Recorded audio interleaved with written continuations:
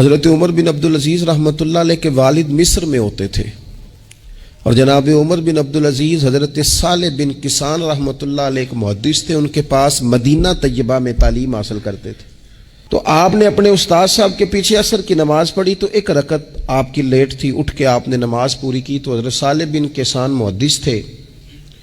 عالم تھے، حدیث پاک کو جاننے والے، وہ حضرت عمر بن عبدالعزیز سے کہہ رہے ہیں بچپن ہے اور والد مصر میں۔ انہوں نے پوچھا بیٹا کہاں تھے؟ نماز میں ایک رکعت میں نے دیکھا کہ آپ نے دیر سے نماز پڑھی ہے۔ تو عرض کرنے لگے میں حضور کنگھی کر رہا تھا۔ بعض بچے آئینے کے سامنے کھڑے رہتے ہیں پھر بڑی بڑی دیر ہی کھڑے رہتے ہیں، کنگھی کر رہا تھا تو ذرا دیر ہو گئی۔ حضرت صالح بن کسان رحمۃ اللہ علیہ نے ان کے والد کو مصر میں خط لکھا، فرمانے لگے جوانی بھی ہے، موقع بھی ہے، فرصت بھی ہے، اور ابھی بھی آپ کا بیٹا جماعت سے نماز نہیں پڑھتا۔ مصر میں خط گیا، آج جب میں نے پوچھا ہے تو اس نے کہا میں کنگھی کر رہا تھا۔ اتنے معمولی سے کام کے لیے اس نے تکبیر اولیٰ چھوڑ دی۔ اب وہاں مصر میں بیٹھے والد نے یہ نہیں کہا کہ مولوی صاحب آہستہ آہستہ ٹھیک ہو جائے گا، آپ کو کیا ہو گیا ہے، کوئی بات ہے کرنے والی؟ انہوں نے وہاں سے گھوڑے پہ بندہ دوڑایا، بندہ مدینہ طیبہ آیا۔ اس نے کہا جاتے ہی عمر بن عبدالعزیز کو لے جانا حجام کے پاس اور اس کے سارے بال اتروا دینا، اور اسے کہنا پتر جن بالوں کی وجہ سے نماز رہ جائے ان بالوں کو سر پہ نہیں رہنا چاہیے، تیری جماعت کی رکعت رہ گئی پتر، اتنا بڑا کام اللہ کے حضور حاضری کا موقع تھا۔ پھر اس کا ریزلٹ کیا نکلا؟ حضرت عمر بن عبدالعزیز بادشاہ بنے، 39 سال عمر میں انہوں نے پوری امت کو خیر سے بھر دیا۔ حشام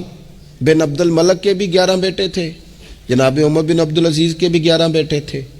حشام جب دنیا سے گیا تو ہر بیٹے کو 10 لاکھ دینار آئے، اور جناب عمر بن عبدالعزیز جب دنیا سے گئے تو 11 بیٹے تھے اور 6 دینار تھے۔ اور جاتی دفعہ کہنے لگے پتر اپنے باپ پہ شکوہ نہ کرنا، تمہارا باپ بزدل تھا،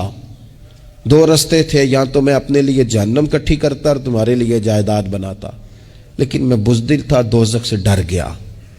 میں جائیداد نہیں بنا سکا، اپنے باپ کو معاف کر دینا۔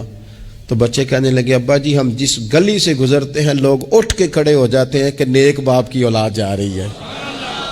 اچھے باپ کے بچے جا رہے ہیں، ہمیں کوئی ضرورت نہیں جائیدادوں کی۔ وہ شخص جو یہ بیان کرتا ہے نا کہ 6 دینار چھوڑ گئے تھے، وہ کچھ کفن دفن پہ لگ گئے، کچھ اور کسی کام لگ گئے، 6 دینار کل بچے بچوں کے پاس، 11 بیٹوں کے پاس، لیکن وہ شخص کہتا ہے وہ جو 10 لاکھ دینار حشام بن عبد الملک کے بچوں کو آئے تھے وہ مسجدوں کے سامنے بھیک مانگا کرتے تھے، کیونکہ جب بچوں کو بنا اس طرح کا دیا گیا کہ کھانے میں پینے میں موج میں اڑا دیا مال، اور یہ جو 6 دینار 11 بیٹوں کو دے کے گیا، رب نے اتنی برکت دی کہ ایک ایک بیٹا ایک ایک وقت میں 100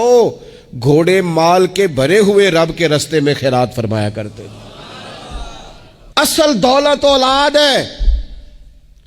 اصل دولت اس کا اخلاق ہے، اصل دولت اولاد کی اخلاقی تربیت ہے۔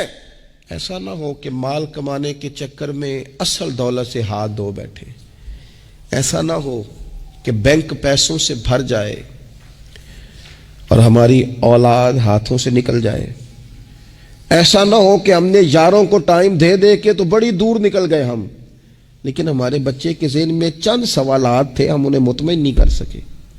ہم نے نوکروں کے ذمہ ڈال دیا، فلانے کے ذمہ ڈال دیا، چچا کے ذمہ ڈال دیا، وقت نہیں دیا، ٹائم نہیں دیا۔